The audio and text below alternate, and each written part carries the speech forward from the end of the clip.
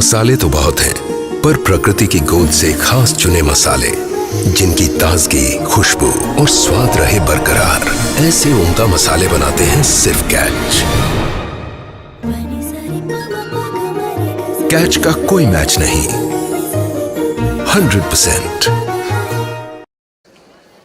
Guys कल मेरी नई बाइक आ रही है। ग्रेट, तब तो I will come with Rohan every day. Insurance है? तुझे क्या लगता है इंश्योरेंस पीयूसी सब कुछ है? I was talking about life insurance for Siya. Jokes apart guys, but आज मजा कल सजा नहीं होनी चाहिए। सीरियसली, लाइफ इंश्योरेंस तो जरूरी है। LIC का न्यू जीवन आनंद देता है डबल फायदा। मैच्योरिटी पे मिले फुल पेमेंट और लाइफ कवर चले जिंदगी भर। ए हेलो, इंश्योरेंस है क्या?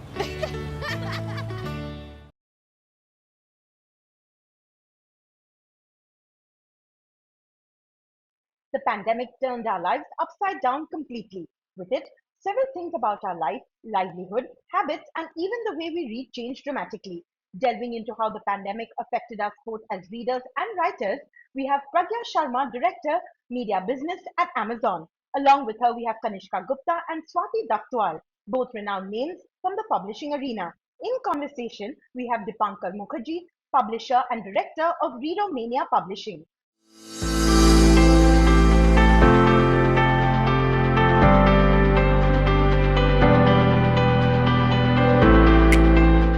Good evening, everyone, and a very warm welcome to Times Literature Festival 2021, a new online avatar which we are all enjoying a lot. This session is dedicated to the question, has the pandemic changed the way we have read and how? We have with us today very eminent people from the publishing world who are going to help us decipher this question and get to some possible answers. I am Dipankar Mukherjee, founder of Readomania, independent publishing house based in Delhi. With us, we have Kanish Gupta, agent working in the literary field with maximum number of non-fiction books coming out in the industry and the maximum number of awarded books, in fact, as well. Along with him, we have Ms. Swati Daktwal, who is the commissioning editor and brings out some lovely titles that we all love to read. And we also have Pragya joining us from Amazon, who's going to give us lovely insights from the world of this large behemoth about books who've helped us survive this pandemic to a large extent. So let us not delay any further and jump to the questions directly. And my first question to all the panelists is, what and how has pandemic impacted your field of work in publishing and in book sales? And I'd like to start with Kanishk. Funnily, ironically, strangely enough, the pandemic years have been the best for me as an agent, because it allowed a lot of free time to commissioning editors to actually like read manuscripts and commission. And many of the publishing houses, especially the publishing houses I deal with, they have these 3-year programs, publishing plans, 5-year plans. So a lot of them were commissioning books for 22, 23, even 24. So I mean, I managed to sell across genres. I managed to sell children's books. I managed to sell poetry. I managed to sell, like graphic novels. Of course, I mean, there were some issues with payments, like the advances were coming, they were not being released on time. Most of the contracts that were signed during the pandemic, the payment schedule was also quite lopsided. Like publishers were not willing to pay too much money upfront. They wanted to pay most of the money on the publication of the book, even if the advance was high, low, even if the book entailed some sort of research travel. They were just saying that you just take this. And a lot of authors were willing to do it because they were quite surprised that publishers are still acquiring books. So that way it has been good for me. Also, it kind of allowed me time to focus on my own writing. I curated a series on publishing for a major news platform. The series has come to a close. We've done around 250 odd essays. It's like 7 or 8 lakh words. So even like personally, it has been a creatively fulfilling time. That's wonderful. When you talk about the pandemic, we start on a lovely positive note. Moving on to Swati. Swati, how has your experience been in the pandemic year? Thank you, Dipankar. I think one of the things that happened for me, and I think generally for HarperCollins when the pandemic started and everything sort of came to a standstill, was I think we were pushed into doing something that we hadn't been able to do before that due to the way things roll. You know, there's pretty much never a point that you can pause and take stock of what's happening and what you're publishing and what the dates are, because you're sort of working almost in this deadline to deadline sort of way. And I feel like one of the things that did happen for fiction specifically, which is the genre that I mainly, which is this the list that I mainly publish into, I think what we had to do was kind of take a step back and re-examine the list in a way that would give us more clarity on how we were publishing, what we were publishing, when things would be coming out. Dates became suddenly much more important than, we started looking at things like, would this book do well online specifically? Because for a very long time, the markets would be closed. We started considering things like, should we go e-first, which had never happened before for us. We hadn't published an ebook before a print book. It was almost always simultaneously. So I feel like a lot of these questions and, introspecting in terms of the list, the larger list shape, the larger, the way that we were publishing, what would be the way forward, all of that, I think we had to kind of look at. So there were a lot of conversations that we had, and suddenly there was time to have them, and there was also the need to have them. So there was a bit of a pause that we could take. But at the same time, I think what it did was it also, I think it pushed us into finding new ways to deal with things. Publishing had been so, I mean, at least, in a trade publishing house, we're basically doing things as they've been set for years and years. So, you have a specific way of working, you have a timeline, you're kind of working along those lines. And suddenly we were like trying to figure out, new ways and new ideas and new directions, and also asking questions like, okay, so things have changed so much. What would people be reading? So, sort of guessing ahead was one of the things that we had to do. So I think it's been, obviously in the beginning, it was definitely difficult, both in terms of, the mental space that we were in, a lot of people within the company falling ill, or their family members, becoming caregivers and homemakers and people who are staying home and working, all of it together was a big challenge to take on. I think we had to find our footing, and it took a while for us to get there, a few months to kind of get into a routine and figure out when's work, when's errands, when's home chores and stuff like that. All of us were struggling with that. So I feel like that was something in the beginning that was difficult. And now I think we found a rhythm that works. So I feel like personally also I found a rhythm in terms of when I'm supposed to do my own thing, when I'm supposed to work, when I'm supposed to take out time for myself, all of that. And generally, I think also a lot of questions we were asking the beginning of 2020, I feel like some of them at least have found tentative answers. I think things are changing. I think the one thing we've all learned is, whatever I'm telling my authors and whatever I'm telling myself right now, maybe in the next 6 months it will change all over again. So one thing I think we figured out is we have to be prepared for anything and everything under the sun. Exactly. So I feel like the publishing industry, I think that way we had to kind of all sit up and figure out how we manage this. So yeah. Yes, I think Swati almost answered everything in one go altogether. But now coming to Pragya. Pragya, so what has been your experience with the pandemic on books and sales? Thanks, Dipankar. First of all, thanks for the opportunity for getting me here. It's a great experience and my pleasure. I'm glad that you come to me the last on this question, because I hear Kanishka and I hear Swati, and what I'm going to say as to what we've experienced from a very frontline platform where consumers are engaging in buying books will corroborate what they have just said. And it comes so beautifully together in terms of trends, because what pandemic is unfortunate. Nobody would have sort of planned for it or hoped for it, but it did do some good things, I think, for all of us, right? And the one thing that I take immense satisfaction in that reading as a habit came to the fore, not just among adults, but also among children. I think there was ample time, and as Kanishk said, that time was being split in various activities. How much video on demand can you watch? How much home chores can you do beyond a point? And therefore, reading and engaging children, especially with reading, came to the fore. What did it mean for sales for us? We saw a steady increase in sales. And I would say we saw a lot of new customers for the category come in. And there is hard data to go on that, and especially some of the genres. Some categories saw disproportionate increase in sales. For example, children books that Kanishk called out, especially graphic novels, coloring activity books, so on and so forth. And interestingly, regional language books came to the fore. Regional books saw an uplift of close to doubling in demand, right? And we were forced as a platform to increase our selection offering to 1.3x from what we already offer. Because a lot of the people from this industry, which is a very offline heavy industry, moved online. So it was not just, what we take immense satisfaction is that we were able to provide a platform for even the sellers whose business got impacted due to lockdowns. They had an outlet to make their selection available, and that satisfied the customer demand, and that's how regional books came to the fore. And that's something we really would like to take pride in. Children books saw a considerable spike amidst the lockdown. Schools were closed.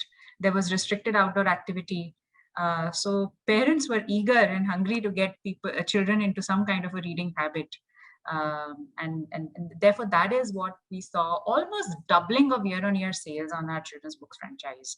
And interestingly, there are some trends like box sets, the Harry Potter box sets or Tintin books box sets were the popular ones which people were even gifting.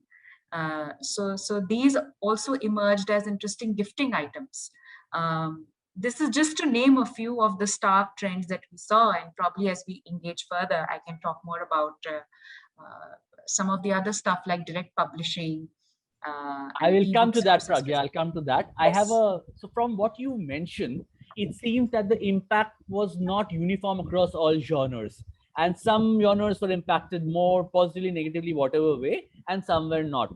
So coming back to Kanishka on this point, you also mentioned that, children's book and graphic novels and all that moved. So did you see a change in the genre-specific activity? Yeah, so people were, there was this consumption of utilitarian books, like these children's books that Pragya is talking about were mostly activity books, for kids at home. I don't think there was a spike in the sales of creative writing for children, like creative fiction, young adult. I mean, in India, it's the scenario for creative writing in children's space is already very dismal.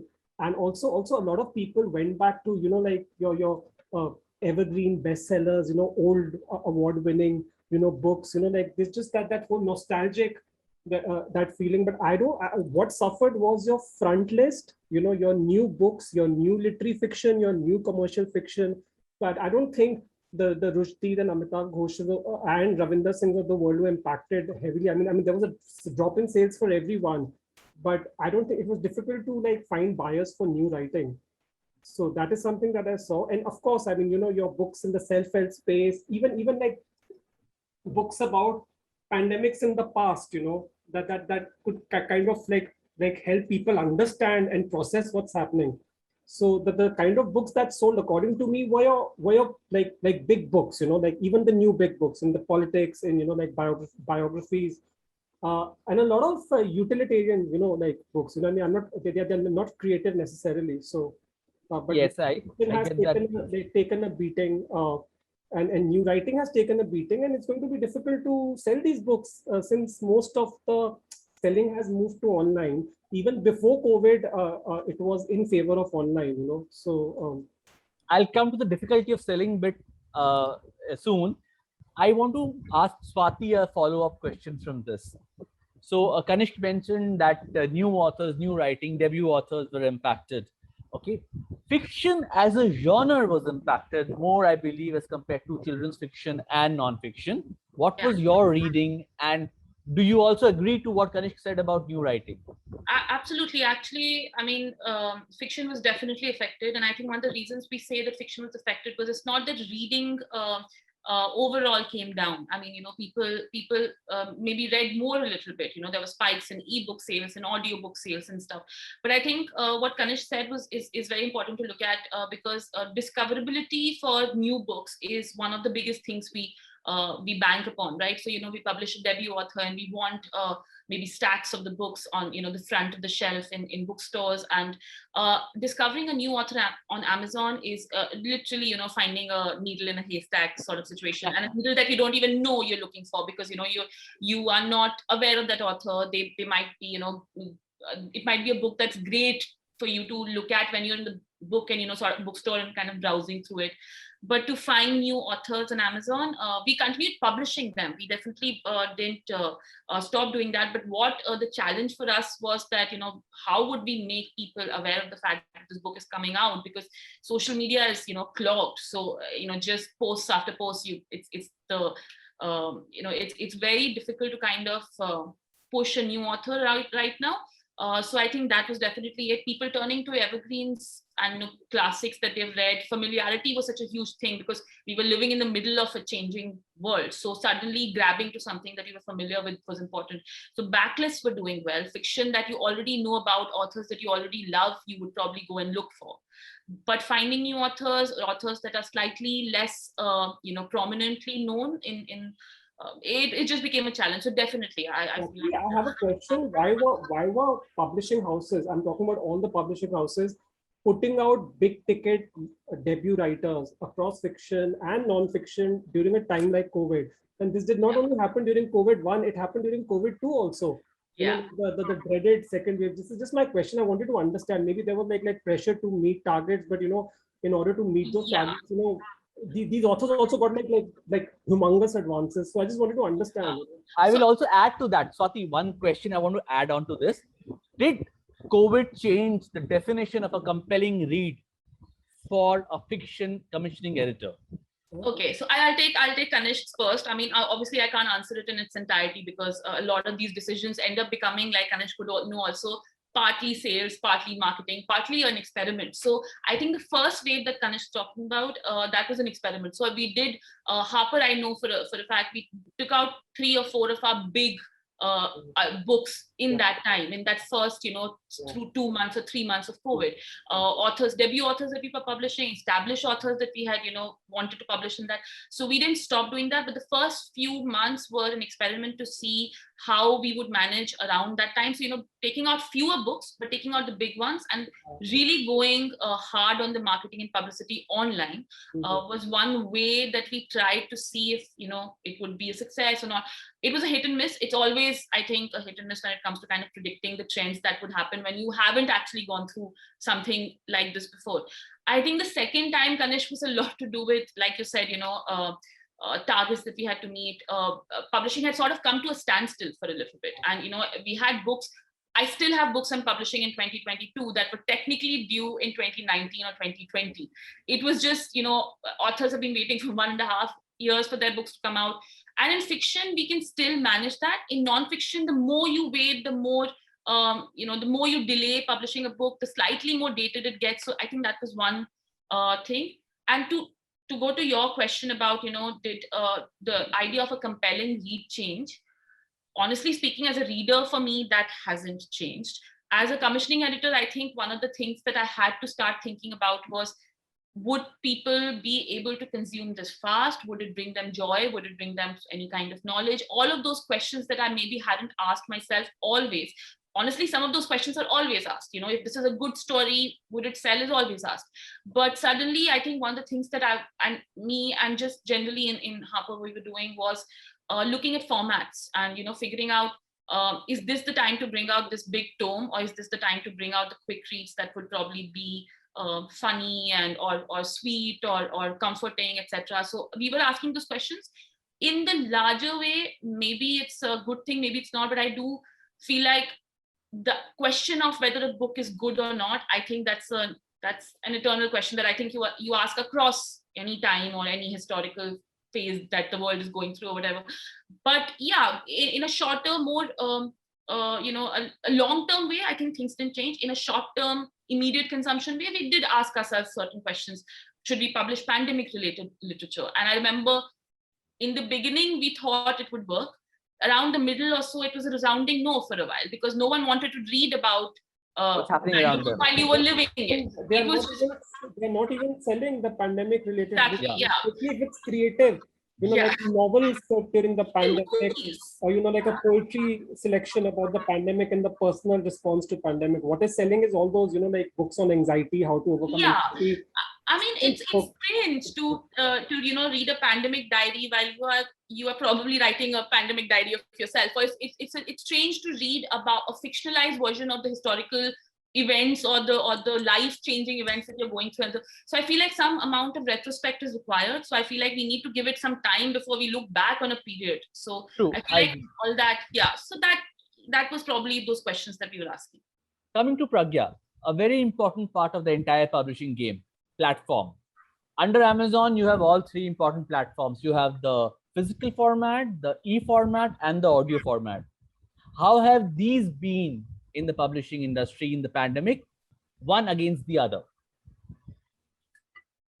Let me allow me to there were a couple of points that come to mind, and I'll do injustice if I don't mention.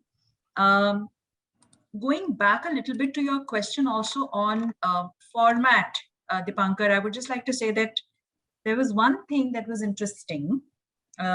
Traditionally, books prescribed by schools for academic sessions are purchased by parents from the offline market. In 2020 specifically, our sales tripled, and these sales were of the NCERT bundles that we sold in the period of middle of 2020-21 versus 2019. And this indicates that the customers were looking up actively online as a channel to access some of these books.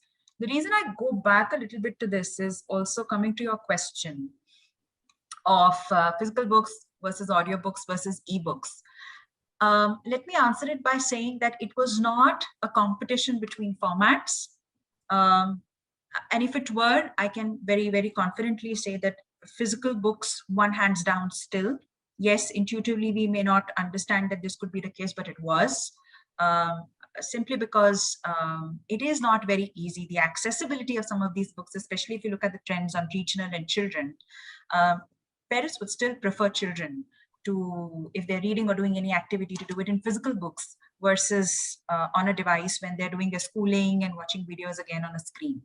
So there were some deep-rooted consumer trends which also panned out by saving physical books was still as a format most popular versus audio and ebooks. But I would like to just say that the interesting thing that we saw was the product portfolio of school book publishers. When they changed that habit, we saw a lot of courses on audio and video format, which were used even by teachers in their school teaching curriculum. And that's when the whole concept of blended learning came by. So they were using a lot of these chapters converted into audio video form to actually supplement their teaching. I'm cutting you over here. See, textbooks and education is more of an essential item in India and elsewhere in the world. Okay, I would say that we are discussing right now more about trade. So trade is a different ballgame. It's more desirable than essential. So the dynamics of buying, selling will be completely different. Yeah. During the pandemic, people did not have an option of going to school and buying books. So obviously they would move on to, Tanish. I don't think ebooks and audiobooks took off during the pandemic because there was a time during the first wave when there was no way to buy physical books. A new book because at least in India. It was shut down. And Amazon and Flipkart were not allowed to, supply books because they did not come under essential items. And even then, your ebooks and audiobooks, I mean, they did not sell that much. The people, people so were that's what I was checking with their to-read list, and So Ganesh, that's the point, and the only genre where it took off was academic books. I know we're discussing trade, but even trade. The preference was always towards physical books versus ebooks or audiobooks. If anything, and if you push me to look at what are the trends within ebooks, what we saw was a lot of short form content becoming popular, and not in the form of long reads, but here and now, bite-sized self-help articles, interesting anecdotes from across the world, what's happening in another country. We saw a lot of travel reading increasing on Kindle in the form of long and short form articles. Because people couldn't travel, so they were reading. Yeah, sorry, Kanish. Pragya, Mind, Body, Spirit and business books always did well in the ebook. They did. They did. But some of our best sellers during this time, even on the physical part, were self-help, mind-body sellers. Very interestingly, I don't want to take any names or authors, but that was the broad genre. I would also want to say that to the point that Swati said, we have had a learning curve on platforms like Amazon, right? We've also learned from the customers. And maybe a little later when we discuss, I think we would have also had to evolve in the way we supported the industry in discoverability of new authors, new genres. So now today, if you go on, you will find various sections that you didn't find a year ago on Amazon. So there are new releases, there are bestsellers from across the world and prize winners from within India. The whole store looks very, very different. And we have learned this in the last one and a half year. We were not organized to front it this way, I must say. So since Pragya has opened this entire discussion on discoverability, I'll stick to that. And I'll ask the next question, starting with Pragya again. Discoverability is a problem on Amazon because of the number of books available, right? Now you have a huge list on Amazon. Now what you mentioned is probably just the front ending of some of the book structuring. So you cannot be putting listicles for all the titles that you have. So what is the best way that publishers or readers can discover books on Amazon? And to add to that, new books. What would be the way to find new books on Amazon? Okay, I think we do acknowledge discoverability was a challenge. And that's why I spoke about some of the initiatives over the last year and a half. But I think, let's face it, the joy of engaging in an offline bookshop experience, to touch and feel a book, to explore, to look at the bestseller section is a unique experience. Our vision is actually, how do we get India to read more, and how do we get good readers or Indian readers into the habit of India to read more and more Indians to read, simply put, right? And therefore, if this is a trend and habit to stay, we have also got to go back, rethink how we are going to treat this category at our end a little bit carefully to support all this. These actually don't go back to what we can do through a discovery on a platform, etc. It's about the whole culture and the whole conversation that we can drive around books. Right? So I don't know if you folks are familiar, or if of late you have engaged with this whole property of Book Bazaar. Yeah, so India has been a home to, these quaint Book Bazaar for years, and they have been spread across, the bylanes of many cities. But during the pandemic, we partnered with thousands of booksellers pan-India for bringing their experience online. And we worked basis all the feedback that we got from customers to create properties like Author of the Month, Children's Corner, Education and Exam, found on Book Bazaar, which is all about some of the new launches and new authors. Bloggers speak. Book influencers was a big trend that we saw come up. And therefore, this is something that we tried to feature on our platform actively. And these were all to help customers discover books across genres. So there are about 8,000 sellers who are now active on the platform. And there are about, 2 crore plus book titles across languages. The challenge still remains. Have we cracked it? Not yet. But have we made some structural changes in driving the right conversation to discover books? I would say yes, we are just getting started. There are also a lot of engagements that we now do on social media, Facebook, etc., for all the new launches. So there are author speaks. There's somebody from our team, and then there is a celebrity host, and all the authors, they come together and they speak about the book. And those are our small steps to a very large agenda of discoverability. That's a very interesting information that you put out there, and I'm sure a lot of people who are hearing this will make use of this. Putting this back to Swati. Swati, when you are commissioning books, discoverability, as you mentioned, is a very important factor. How does that impact your decision making, and what would you say is your experience in enabling discoverability for your titles in the last 6 to 8 months? Right. So I think in terms of discoverability, I don't think it's so much of a factor in the commissioning of the book itself. I think what that does it forces us to kind of figure out what are the various channels in which we can, in ways in which we can promote this author, whether, you know, like it is through launches, it is through tie-ups with bookstores, it's through online, you know, activities with bloggers, etc. So we do have that as part of the discussion when we are acquiring a book. In terms of the challenges that have you know, come into play over the last 6-8 months, I think one of the things that happened is, once upon a time we were able to use the on ground and offline, you know, offline and online activities, if not equally well, then we did have ways in which we could take our authors for book signings, and we could have launches or any kind of readings in bookstores and things like that. I feel like what happened was suddenly almost everything, almost, you know, 100% of what was happening for a book was happening online.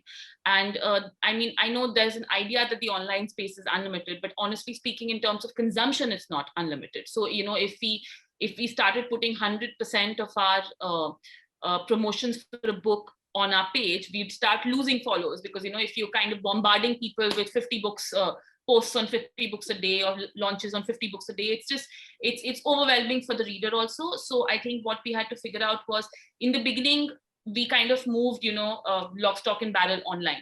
But then I think what happened was we realized we can't clog our own social media by promoting every single book in every way that we could. So I feel like what we had to figure out with partnerships and tie-ups and little bits of, you know, co-promotions, etc., just find ways in which we can still give face time to the author and the book, but not in the traditional way we have been doing it. Why the traditional way had worked was because we could pair it with on-ground activities, but yeah, we couldn't do that. So I feel like that became a challenge. We still, that's a challenge that we're still kind of struggling with. Every time we have a book that we buy, we have those conversations all over again for that particular book. So everything sort of bespoke around that book. But yeah, I mean, it's, you know, to use Pragya's phrase, we haven't cracked it yet, but I feel like what we have managed to at least understand is the online space is also limited. We have to use it wisely, use it well, so that, you know, it's not just a matter of putting a post up and people just scrolling through the post. It's also a matter of how you use that online space that became important. So those questions, I think we're still kind of in the process of answering. Great. Kanishk, does a literary agent have any role to play in identifying or working towards the discoverability aspect of a book while you pitch it to the publishers? Yeah, so I go by quality and voice, newness in fiction at least, and I'm open to all genres. So of course, I mean, if I take on something which is new, yet to be discovered, and if I talk it up to publisher, then of course I'm playing a role. So as agents, like writer side and me, we have always been genre agnostic. I mean, if something speaks to us, the format really doesn't matter. I mean, I'll do science fiction, horror, fantasy, poetry, graphic novels, even plays. I mean, I'm even open to academic books sometimes, you know, because some books are like readable, even if they're like academic. But the problem is that in India, many of these genres never really took off. And I'm talking about pre-COVID times. And, you know, like Swati has acquired so many books from me in the horror, sci-fi space, you know, and she even like books from writers from Sri Lanka, and the genre writing from Sri Lanka, commercial fiction from Pakistan. But the problem is that the gap between the bestsellers in this space and the foreign writers and the new Indian writers is massive, you know. Yeah. So I mean, and after a point, the editor cannot convince his or her salesperson or, you know, like the bosses to commission something in a genre which has never really taken off, you know. So that's a problem, you know. So we need to have a homegrown, you know, Stephen King's and J.K. Rowling. I mean, us level ki nahi, even if it's like a small proportion of that, but it's just, you have your commercial fiction, you have your literary fiction, high-end literary fiction. If the literary fiction doesn't get any award recognition or some sort of endorsement or validation from the West, it will not sell more than 500 copies, maximum 1,000 copies. And you know, in commercial also, I mean, while like we have like authors who sell in lakhs, I mean, their advances are also like massive, their demands are also massive, their egos and their, you know, like are also massive. So it's, you said it. Yeah, it's not easy. I mean, I'd much rather work with, you know, like new writers and, you know, like writers who don't expect you to be like the, you know, like secretaries. So it's going to be difficult. But as an agent, my responsibility is to pitch anything and everything that should see the light of day. But I don't see that happening post-COVID, because it is a major issue. I get it. Yeah, that's a very valid point that you mentioned here. I'm going to now switch back to Pragya again. And again, Amazon has very interesting power or hold on two routes of publishing: self-publishing through KDP and traditional through the marketplace. How have you seen these two compare during the COVID times, and what has been the change in preference between pre-COVID and post-COVID? I'm glad you asked this question because it's a very interesting shift. I somewhere do resonate with Kanishka, though I don't deal with authors directly, but one does get to sort of engage with a lot of the brands and publishers. And we did see a whole surge of new budding authors coming up. And the flexibility and the option for Kindle Direct Publishing, which also is quite economical, hassle-free, really enticed a lot of the new folks who were writing. People also had time. They were just putting down their experiences, very easy reads. We have actually, on an average, published at least 1 to 2 books a month on KDP. These are obscure authors. You wouldn't have even heard of them, but they just found an outlet. Anybody who wrote like a half-decent manuscript found a way to go and publish it on KDP. So that became popular. I won't be able to share too many other numbers here, but also self-publishing was another route which became quite popular, especially when it came to a lot of technical help. So, for example, there were dentists writing pandemic best practices and pandemic in dentistry, and chose to self-publish, and short stories. 14, 15-year-old children who've just written some stories and their parents approached us saying, hey, we want to publish, stuff like that. So that also became quite popular. But I would say it was Kindle Direct over the self-publishing route, because there are entry barriers into an organized, large publishing setup.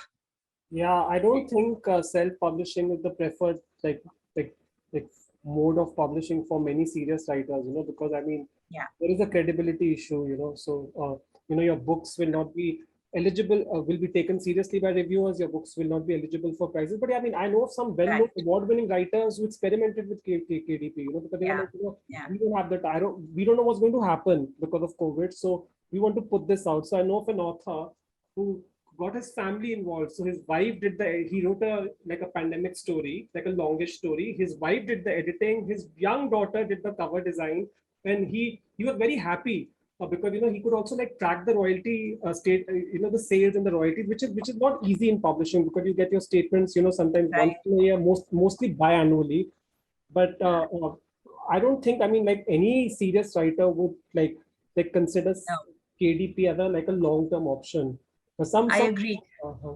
But these are these, budding hidden ambitions which come up. We had a very interesting episode of a 90-year-old gentleman who wanted to publish, and we helped him. And he's in the US and he wanted to launch his book in India. So that went through the self-publishing route. And there are various options like print on demand, etc. So you don't get caught in the long minimum order quantities. So yeah, some of those became popular.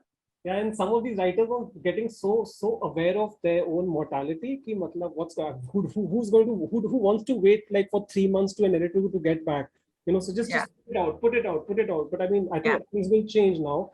The good news is that the offline market is picking up in a pretty big way. Keeping fingers crossed on that. Yeah. So airport bookstores are they are ordering more books. I mean, some of the genres are selling very well in airport bookstores. Be it your W.H. Smith and Relay.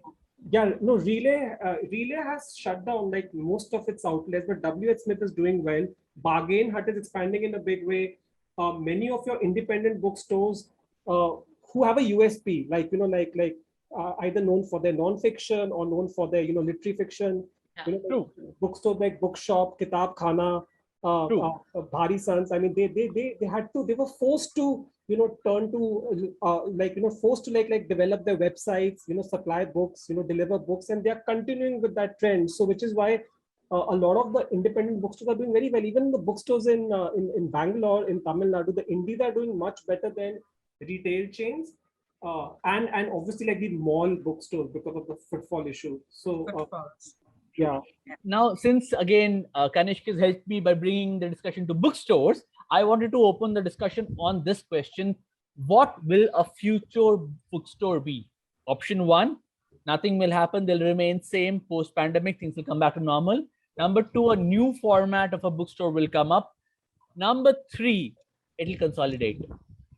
What is the view on this? One of you, each one of you rather. So let me start with Pragya. Pragya, I somehow got a feel from somewhere in your conversation that Amazon may look at opening physical bookstores in India as well very soon. Is that in the offing, like US? No. I didn't mean to indicate that. It's not yet on our plans.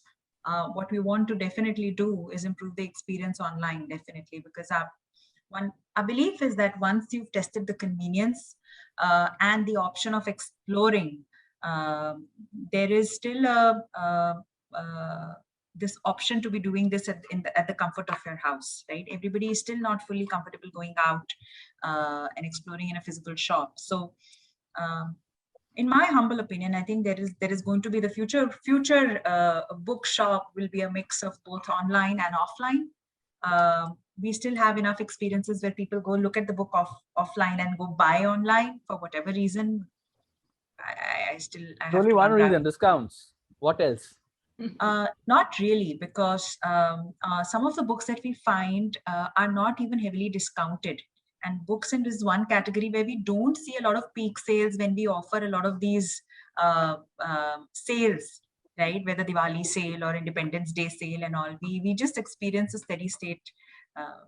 All the time. People don't hoard books. Yeah, people don't hoard books just because you offer 60% discount. So, yeah, I think it's a healthy mix of both. If they get the right experience online, once the habit has stuck, it can stay. Can an offline bookstore be replaced forever? Answer is no. The answer is no. But is there opportunity, like I said, to make books more accessible to Indians and to get them in the habit of reading? That will be our attempt. Great. Swati, what's your opinion?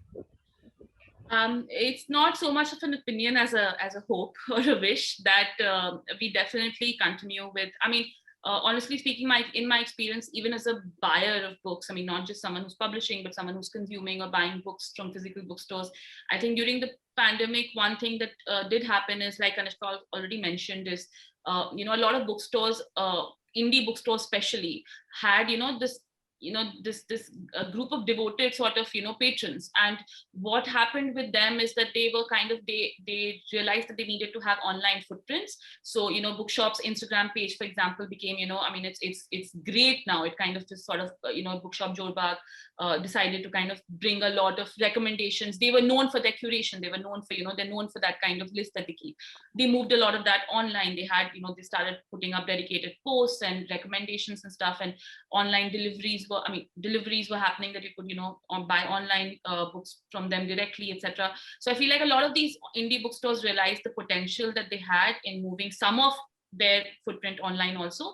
But in terms of whether bookstores will survive this, I mean, sure, we would see closures, but I don't think I don't think we'll ever reach a point where bookstores will become redundant, or at least hopefully that won't happen. We've gone through so many changes in the when the ebook first came out, that was the fear, right? That now no one's going to read the print book. I mean, it was just completely misguided. That really never happened. Also, despite the proliferation of even abroad of Kindles, etc. So I feel like that won't happen. But I do think this has made bookshops, even the indie ones with a small but dedicated following, realize that there's potential to reach people maybe not even in their cities. So a Champaka delivering to a Delhi, or a Kitab Khana delivering to a Bangalore or so. All of that started happening. They kept their physical stores open. Formats available and went online as well. So I think that kind of slightly hybrid model, which is just to make sure that there's awareness about those bookstores. I mean, I could buy from a Blossoms or a Champaka sitting in Delhi, and that was great. I'd never even considered doing that before, because my options were always, either I'll buy from the bookstore here or I'll order online, from Amazon. I mean, that will not change. So we'll continue ordering from Amazon. But I think we also realize the potential of being able to buy physical bookshops online, which is an interesting model. Yes, great. Kanishka, your comments on this? I think the indie bookstores will continue to thrive. In fact, I mean, while some of some of the bookstores were forced to shut down during COVID, Bhari Sons set up a big. They started a new outlet inside a mall. Vasant Kunj, yes. During COVID, and then there were bookstores that were set up in Chennai, in Tamil Nadu. So I mean, bookstores are coming up. Full Circle had to shut down initially.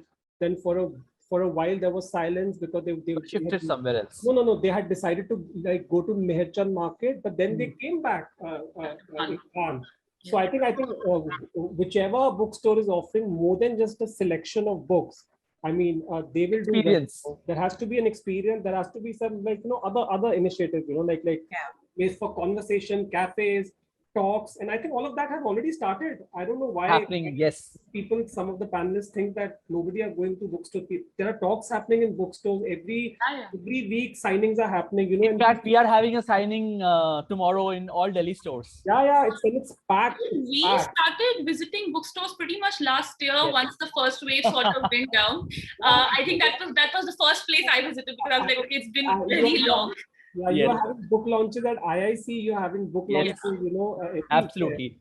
So we are really trying and getting back to all the normalcy. Pragya, you have a point. Just I think the indication is not to say people are not visiting, but if you look around, all of us make less than 2% or 1%, I dare say, of India's population. It is about accessibility to the larger set. Yeah. And I think that is the key point here. Second, just to state a fact, and this is commonly known, is a good Indian reader reads on an average of 2 books a year. And that's the thing we got to question ourselves, saying we will actually rely on all these brick and mortar stores to give that experience, to move that books from 2 books a year to maybe 5 books a year, right? And then how do we get a lot of this set accessible to the smaller towns? I think that's the question. We look at a very Delhi setup. I'm from Delhi, by the way. I love Full Circle, Bhari Sons. Each of the books that bookshops you've quoted have been a hangout in my school and college days, even now when I visit there.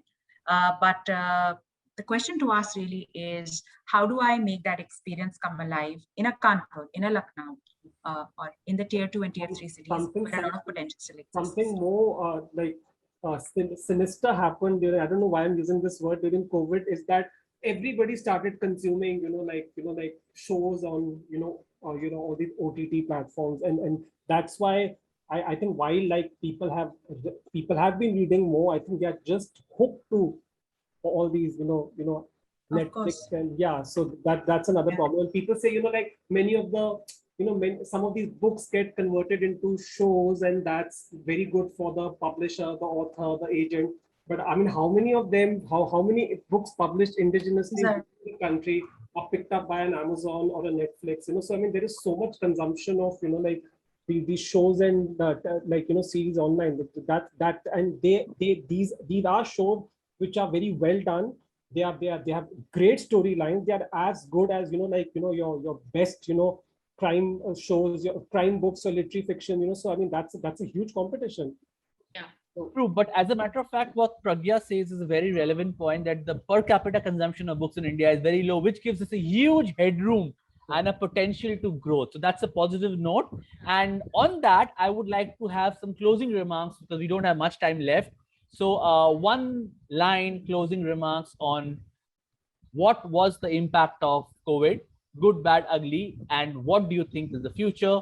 Just in one line, I'll start with Pragya over here.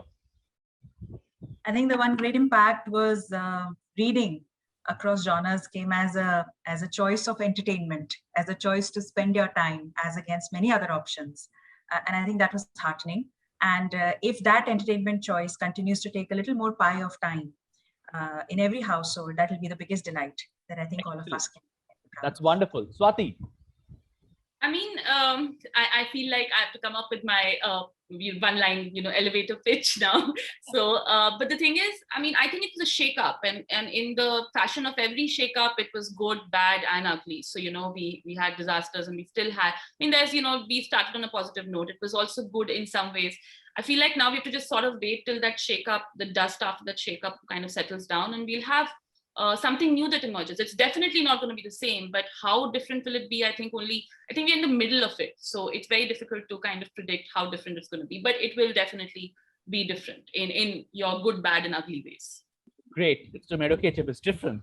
Kanishk, yes. I kind of admire, the resilience and the sense of innovativeness and, even this openness to change and enterprise shown by my publishing colleagues. I also feel that we all came together in some ways, so I mean, as even though we are a small industry, so I think we will, if we've survived like these two waves, we'll survive anything. So I admire that. I mean, we just and reading is reading is quite, it requires a lot of concentration, and like I said, the reason why I did well during COVID 1 and 2 is because editors were reading day in and day out, all the time they were reading, because they didn't have too many distractions. They didn't have to spend hours on the road, stuck in traffic, or go to launches, to different cities for launches. So that's quite admirable, so I think it should be great. So I think we're going to close this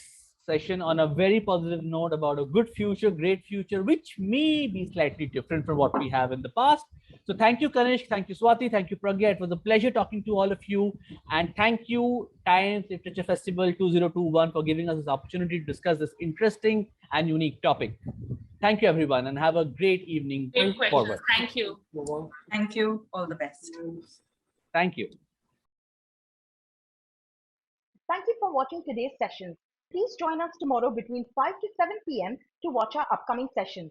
We will start the day with none other than actor philanthropist Mr. Kabir Bedi, who will discuss his latest book, Stories I Must Tell, The Emotional Life of an Actor. Next, we will bring a riveting session where Shobha Dey, one of India's most widely read columnists and editor, and author, former editor Anandita Ghosh, will discuss their vibrant journey from non-fiction to fictional writing. Finally, we have authors Kiran Manral, Kanchana Banerjee, and former editor of Bombay Times, the lifestyle and entertainment Gauri Singh, who will talk and discuss the role of women in crime fictional writing. Also, don't forget to talk about us on our social media handles using the hashtag TimesLitFest.